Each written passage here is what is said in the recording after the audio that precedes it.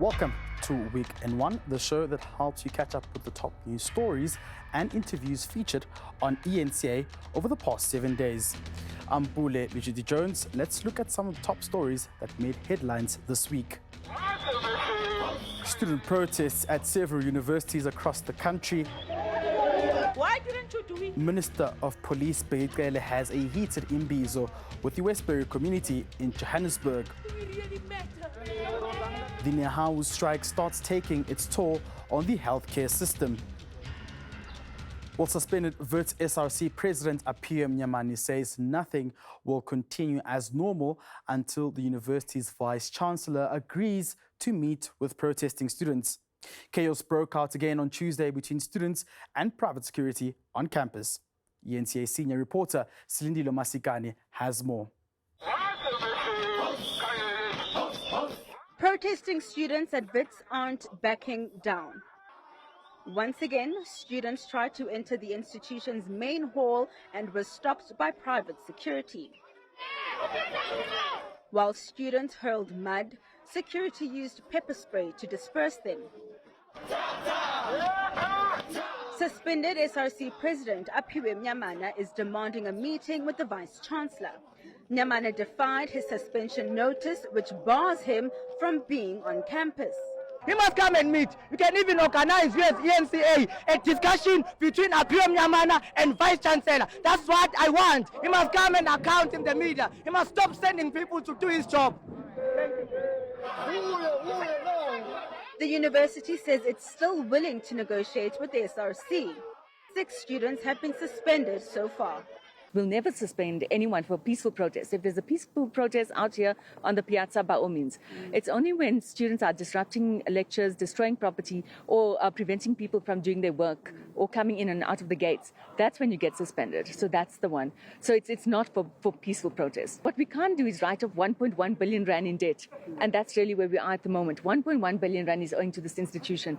If we continue to, and what the SRC is saying, we would like you to enroll and register everybody who's ever been at Wits who owes the university debt. If we do that and go back, say from 2015 to all those who are that is 1.1 billion rand. We can't do that. Students have vowed to continue protesting until their demands are met. The university says Mnyamane's defiance will be taken into consideration during his disciplinary hearing. Silindile Masikane, Johannesburg. The problems at higher learning institutions across the country are being echoed at the University of KwaZulu-Natal.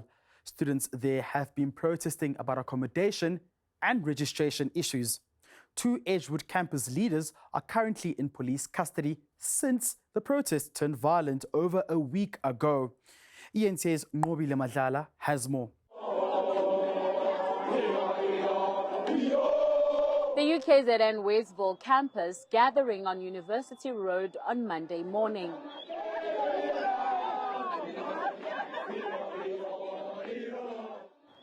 They're demanding that the university responds to issues faced by students. According to them, over 600 students, mainly first years, still have nowhere to stay.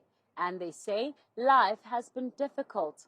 And students are not registered as yet, but academics are being proceeding like there's nothing wrong with the management. So we're facing that crisis. Financial currency, students are also registered. They can't access campus easily because they are told to show their permits. How can we get help with K18? We're hoping that the CO can just open a new building for students to just accommodate that building because they've already paid for it.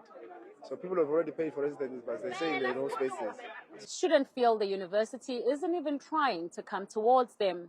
The academics commenced on the 13th of February, but yet there are still students who doesn't have residences. How can the students attend on campus and do things on campus, practicals and everything, where else they don't have a place to stay? So the university is arrogant to that. They are ignoring students. But the university says all accommodation under its control is full, and it encouraged students to look for places in private residence. University management also says it's currently engaging with student leaders on matters raised. Nqobile Madlala, Durban. Onto the story now. Police Minister Bheki says police officers deployed to Westbury in Johannesburg will tackle crime head-on. Bheki visited the area on Tuesday and held an imbizo with the community. Several specialized units were deployed, including the Tactical Response Team, or Amaperete. 13 people were shot over 4 days last week following the murder of an alleged gang kingpin. I compiled this report. Next year, you won't be here again. 2018, that grounds was full. What happened? Why didn't you execute 2018? Why didn't you do it? Now you come after we lost our children. It's a rather but too late now. Do we really matter? I'm asking you for a time frame. And I'm asking you to execute your duties with military precision. Emotions ran high during the police imbizo that included Gauteng Premier Panyaza Lesufi and Police Minister Bheki. Residents say their community has become a haven for high-profile criminals. Westbury has been thrust into the spotlight after a spate of violence erupted in the area, allegedly linked to gangsterism. Now community members are demanding action. Yes, you guys said you're coming and you're coming and you're coming. My question is, I need time frame so I can hold you accountable within this time frame. From now until when will we see action? Bheki has deployed about 9 units, including the Tactical Response Team, K9 units, and detectives to the area. Bheki says he'll await progress reports from the SAPS team to ensure stability is restored. We are increasing our tracking teams. Those tracking teams are teams that follow those criminals that we want. Some of those teams will be coming here to work on those outstanding crimes, both organized murder and the GBVF kind of crimes. Bheki says they'll update the community soon on progress made to fight crime in this area. Pule Jones, Westbury in Johannesburg. Now off to this devastating story. The driver of the tipper truck that ploughed into 49 cars on the M41 in Durban on Monday has handed himself over to the police. The 23-year-old initially fled the scene after the massive car crash. Numerous people were injured when the truck crashed into the unsuspecting motorists. eNCA's Letiwe Mdluli reports. Now that the truck driver has turned himself over, police say they are hard at work to find out whether Monday's crash was due to problems with the truck. He's been detained on charges of reckless and negligent driving pending his court appearance. NSFAS says they are also investigating what led to the crash. So at this stage, we're not sure, but from the witnesses, they did indicate to police officers that they could see that something was wrong with the truck. But obviously, he will have to defend himself in court. We also have sent our accident response unit. They will be working together with the road traffic inspectorate in terms of examining the truck to see if there was any defects in the truck. The Transport Department's Kwanele Ngalane says they will be looking into why the truck was using a provincial road instead of a national one.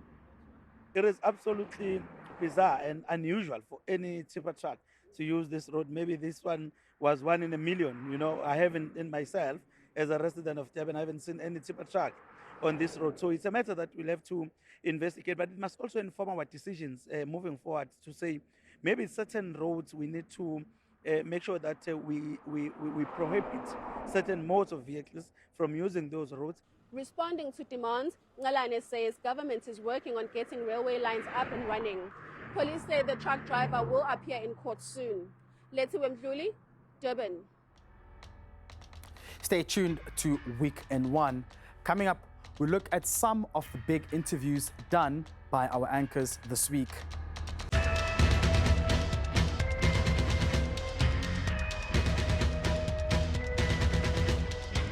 Now, welcome back to Week in One. I'm Pule Jones. After weeks of speculation, we have an electricity minister, Dr. Kgosientsho Ramokgopa, who's now tasked with ending blackouts. But does he have the power? Now, eNCA anchor Dan Moyane spoke to leadership expert Mazwe Majola for his reaction to the changes. Your overriding reaction first to this reshuffle? Look, a very disappointing and underwhelming announcement from the president. We were hoping to hear more from him, especially taking into consideration the amount and the time of waiting, of consultation that he has been doing. But what he came really to do, one would say, is just moving around the furniture in the house, taking the table, putting there, and taking the coffee table and putting there. But yes, he tried to explain that they would not go, or they opted not to go for a full overhaul because they are just left with plus minus 12 months or just a year before the next administration. But it seems like, again, the ANC, they are not, or this inability to read the mood, because it seems like they are saying, no, we are coming back next time. We are coming back after the election. Yeah, it seems like it's business as usual for them. No, we are coming back. So now, we're just putting these ones for until for the next year or so. Actually, the next, or rather the new Minister of Electricity, he might actually be the only one-year minister if ANC does not make it next year. Yeah, it felt like it's like a stopgap measure rather than a very critical measure to address the situation. I mean, not talking about the person of Kgosientsho Ramokgopa, just the role itself. And one wonders whether he'll be effective in that role.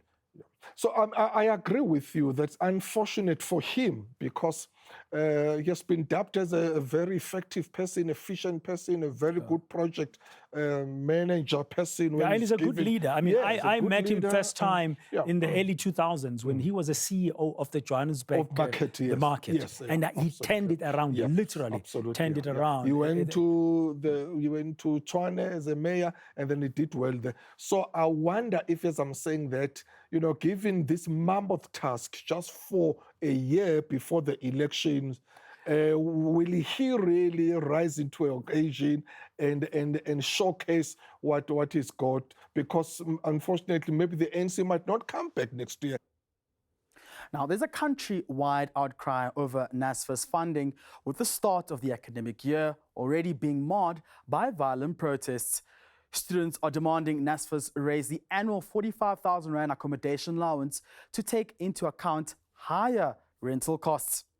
eNCA anchor Mfundo Mabalane spoke to NSFAS spokesperson Slumezi Skosane about these burning issues. Perhaps you can start us at the beginning. What informed this decision, and are you looking to revise it? We know best, I think, who our beneficiaries are. The beneficiaries or the recipients of NSFAS funding are people whose parents are earning, or whose families are earning, less than 350,000 for starters. And secondly, these are the individuals or the youth that are dependents of dependents, meaning that their parents are SASSA dependents themselves. And so these are the sort of poorest of the poor.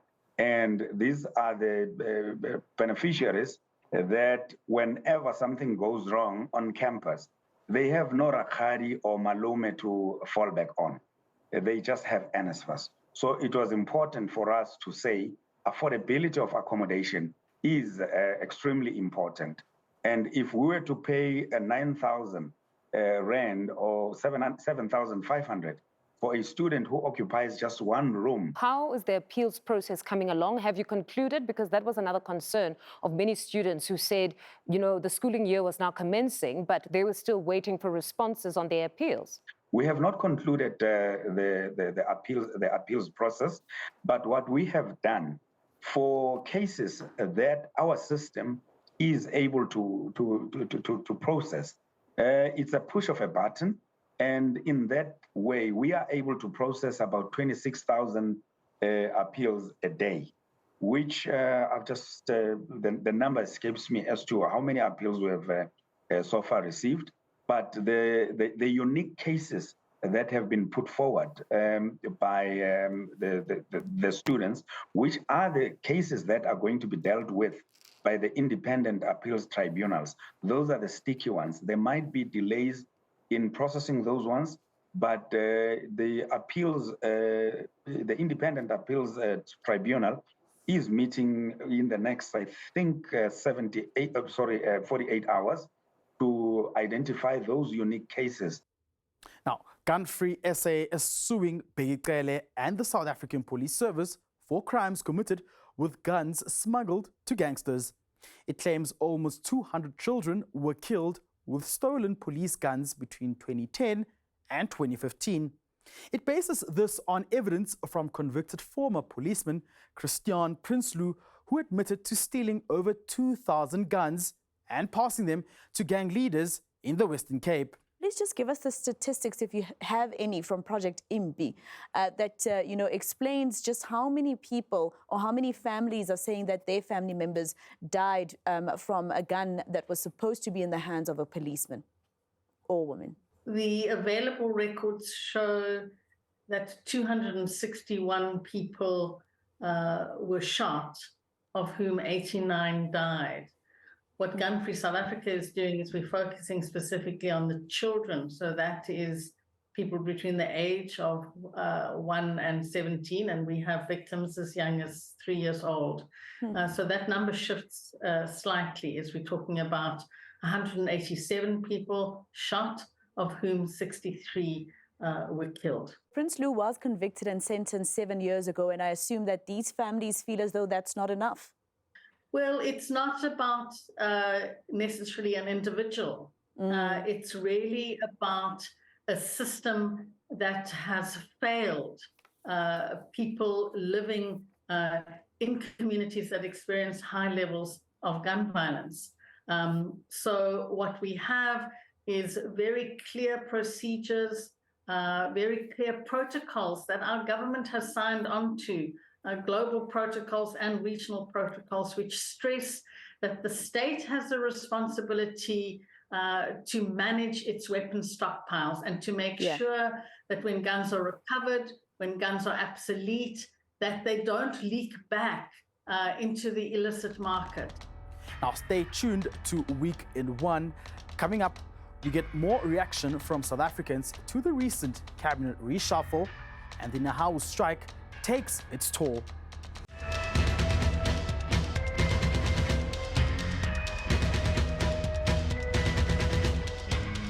Welcome back to Week in One. I'm Pule Lichwiti Jones. The much talked about electricity minister has finally been named. Khosientsho Ramokgopa has been given the mammoth task of ending our power woes. The cabinet reshuffle has also seen the addition of another ministry, adding to the criticism around the size of the growing executive. Now, eNCA reporter Avu Mtila has the story. We're not benefiting, we're just sitting and watching. We're more like an audience in this country.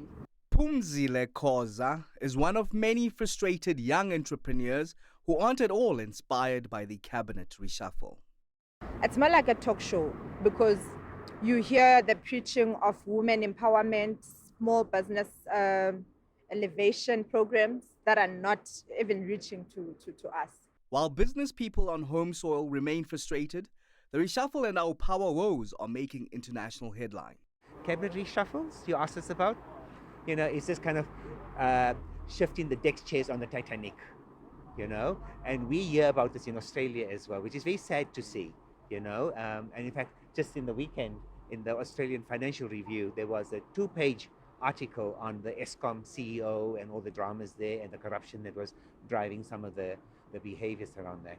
Knowing about the ANC's politics, like the president was in a tight corner.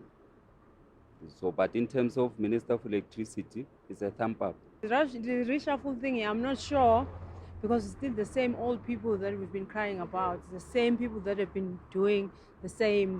The biggest frustration for ANC alliance partner COSATU is the size of the cabinet. You look at this bloated cabinet that is mismanaging everything to the ground, underperforming. And then you look at the number of advisory councils that are there. He's surrounded by advisory councils from Broad-Based Economic Empowerment, SOE Council, Just Transition Council, Investment Council. COSATU expects newly appointed Public Service and Administration Minister Noxolo Kivit to move with speed to repair the relationship between the state and public servants. Aviwe Mtila, Johannesburg. Another day at the inquiry into suspended public protector Busisiwe Mkhwebane meant another day of verbal attacks. Former public protector Thuli Madonsela and Dali Mpofu, representing Mkhwebane, locked horns once again. Madonsela was on the stand for 2 days. eNCA's Heidi Jacos has the inside track. Insulting and irrelevant. That's how former public protector Thuli Madonsela summed up Dali Mpofu's line of questioning. The former public protector was before the Section 194 inquiry looking into the fitness of suspended protector Busisiwe Mkhwebane to hold office. The past 2 days have been nothing but heated. In response to that, Chair, allow me to say that even by your standards, Advocate Mpofu, this was the lowest. Chairperson. You conceived as an advocate of the Supreme Court of South Africa Advocate to Madonsela. bring insults that have been into the public domain. Advocate Madonsela. Advocate Madonsela, just pause. Please pause. Advocate Mpofu, I am shocked beyond measure that you, as an advocate of the High Court of this country, have taken slurs that have been said to me. A lot of the things that you've said have never been said in Parliament. When it was time for Mpofu to question Madonsela again, there was more irritation. No, sir. Please, you must read the originals before you make these allegations. Okay, what were you signing against there? When you... But really, you should have read it before you make accusations, sir. Advocate Madonsela, Professor, Miss, whatever you are, please answer the question. What were you changing when you signed next to that, at the top of that page? I was changing the sign, the accidental sign that in the computer is in the same space as a period shown to be submitted. Please answer the question. What were you changing? Mkhwebane is scheduled to go before the committee from next week. This despite a request by her legal team to reschedule her appearance as she needs more time to prepare. She's set down to testify for 3 weeks. Heidi Jacos in Cape Town.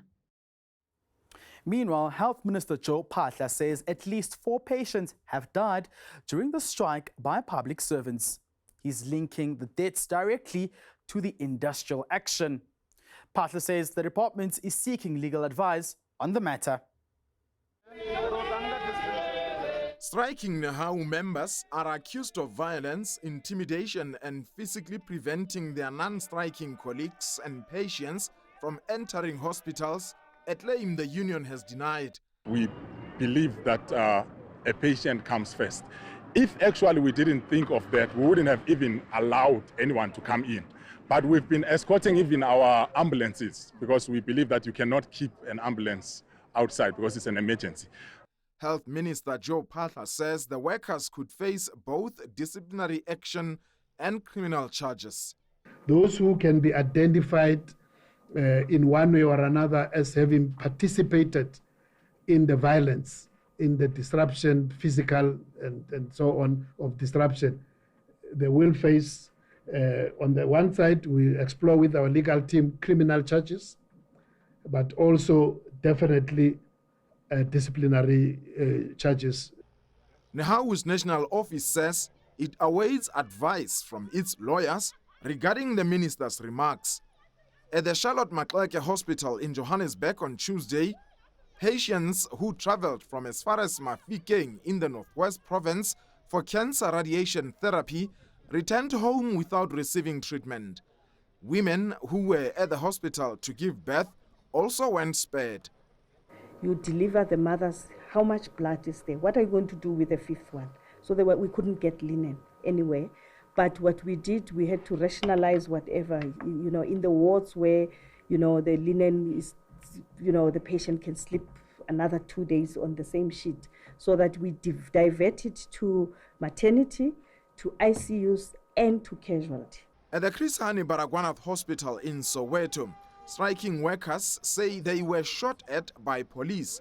Ironically, these workers were treated at the same hospital they withdrew their labor from. Meanwhile, the Labour Appeal Court will hear an House appeal of last week's judgment by the Labour Court, which interdicted the strike. Muluku Mulot, Johannesburg. And that's the end of this week's edition. From myself and the Week in One team, have a lovely weekend. Bye-bye.